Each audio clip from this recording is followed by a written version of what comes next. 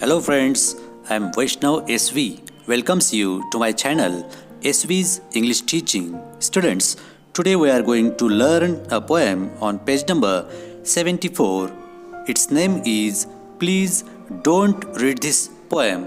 Now, this title is given as because children do those things which they are not asked to do. लहान मुलं ज्या गोष्टी करायला नाही सांगितल्या त्या गोष्टी मुद्दाम करतात. तुम्हीसुद्धा आठवून बघा की तुमच्या बालपणी किंवा आत्ताही तुम्हाला जर कुणीही सांगितलं, तुमच्या शिक्षकांनी, आईवडिलांनी, भावाबहिणींनी कुणीही सांगितलं की हे करायचं नाही, तिथं जायचं नाही, तर तिथे तुम्ही मुद्दाम जातात. Because it is curiosity in your mind. What will happen if we will do so. काय घडेल जर आपण हे केलं तर, ही उत्सुकता तुमच्या मनामध्ये असते. आणि त्याच्यामुळे मुद्दाम होऊन या ठिकाणी कवी केन नेस्बिट यांनी या कवितेला हे शीर्षक दिलेलं आहे की ही कविता तुम्ही वाचू नका. आणि संपूर्ण कविताभर throughout all the poem the poet is saying you, the poet is warning you not to read this poem. संपूर्ण कवितेतनं कवी तुम्हाला हीच चेतावणी देत आहेत की ही कविता वाचू नका अगदी शेवटपर्यंत. Let's read and understand the poem. Y poet is saying that and how he is warning us, warning the readers. चला तर बघूयात की कवी नेस्बिट कशा पद्धतीने वाचकांना ही कविता वाचू नका अशा चेतावण्या देता आहेत शेवटपर्यंत. Page number 74. Please don't read this poem. Please don't read this poem. It's only meant for me. That's it. Just move along now. There is nothing here to see. In the first stanza, the poet is saying that this poem is only made for me. Meant for me means made for me, and that's it. So you do not need to stay here. So here is nothing here to see for you.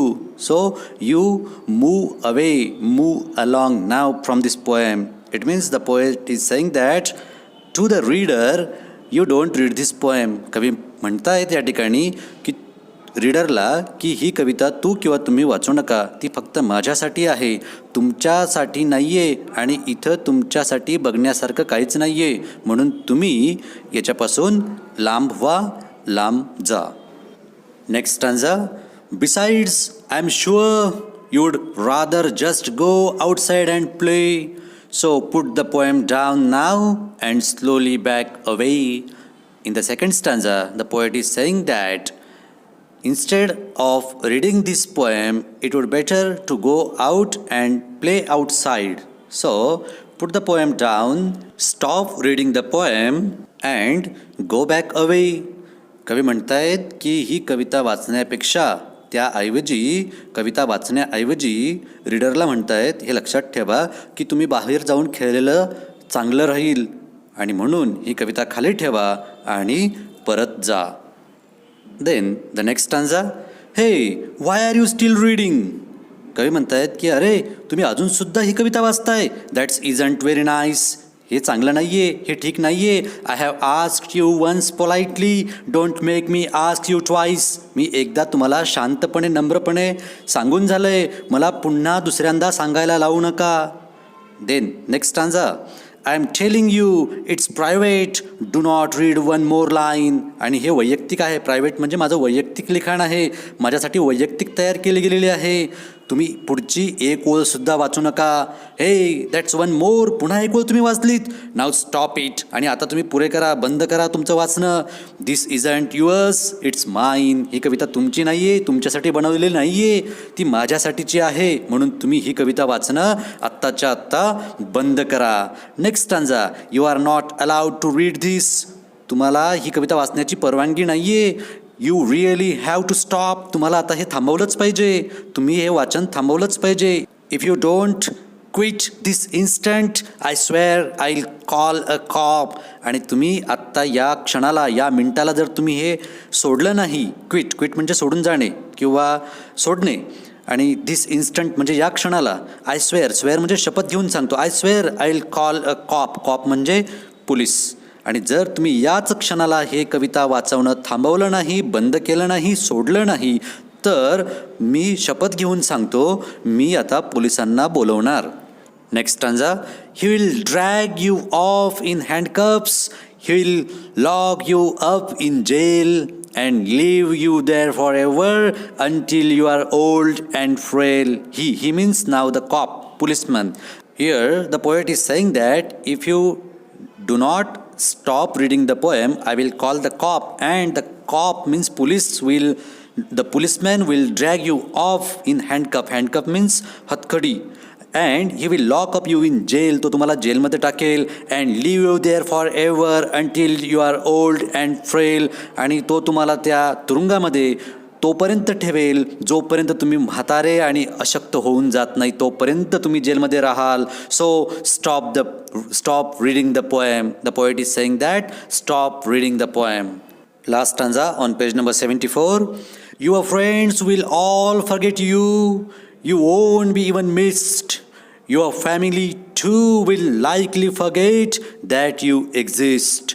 Your friends will all forget you. The poet is saying that when the cop will drag you off in handcuff and put in jail at that time, and he will keep you there till you are old and frail. At that time, your friends will forget you and they will not miss you at all.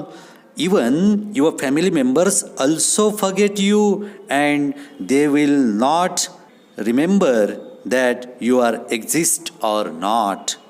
कवी या ठिकाणी म्हणतायत की जेव्हा तुम्हाला police जेलमध्ये टाकतील आणि तुम्ही म्हातारे आणि अशक्त होईपर्यंत तिथे ठेवतील, त्यावेळेपर्यंत तुमचे मित्रसुद्धा तुम्हाला विसरलेले असतील. कोणीही तुमची आठवण काढणार नाही, तुमचे मित्र नाहीत. आणि एव्हाना तुमच्या फॅमिली मेंबरमध्ये सुद्धा तुमच्या कुटुंबातील घटकसुद्धा तुम्हाला विसरलेले असतील आणि तुम्ही अस्तित्वात आहात किंवा नाही असाच प्रश्न तुम्हाला असेल. तुम्हाला कोणीही तुमची आठवण काढणार नाही. So stop reading the poem. Page number 75. First stanza on page number 75.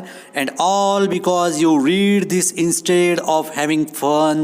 It's too late now, amigo. The poem is nearly done. And here poet is saying that this all will happen instead of having fun. गंमत जम्मत करण्यापेक्षा तुम्ही ही कविता वाचली, याच्यामध्ये एवढं सगळं घडलं. And it's too late now. Amigo means friends. Now it's too late. The poem is nearly done. Nearly done means nearly read. आणि तुम्ही ही कविता वाचण्याऐवजी गंमत जम्मत करायला पाहिजे होती, खेळायला पाहिजे होतं. ही कविता वाचली म्हणून तुम्हाला एवढं सगळं भोगावं लागेल, सोसावं लागेल. पण आता मित्रांनो खूप वेळ झालेली आहे आणि जवळपास तुम्ही ही कविता पूर्ण वाचून टाकलेली आहे असं कवी या ठिकाणी म्हणतायत. And in the last stanza, what is the poet is saying in the last stanza? Look at the last stanza. There is only one solution. आणि आता याच्यावर एकच पर्याय आहे. There is what you will have to do. की तुम्हाला जे काही करता येईल असा एकच पर्याय आहे. एकच याच्यावरचा पर्याय आहे, उत्तर आहे किंवा समाधान आहे या गोष्टीवरचं, या बाबीवरचं, तुम्ही केलेल्या या चुकीवरचं, की तुम्ही कविता वाचली त्याच्यावरचं एकच समाधान आहे, एकच पर्याय आहे. Tell all your friends and family they shouldn't read it too. आणि आता याच्यावर एकच करा. तुम्ही ही कविता वाचली, जाऊ द्या, वाचून झालं, चूक झाली तुमच्याकडून, परंतु आता तुमच्या मित्रांना, मैत्रिणींना आणि तुमच्या कुटुंबातील सदस्यांना तरी ही कविता वाचू नका असं सांगा. So with the solution on the mistake, the poem is ended by Ken Nesbitt.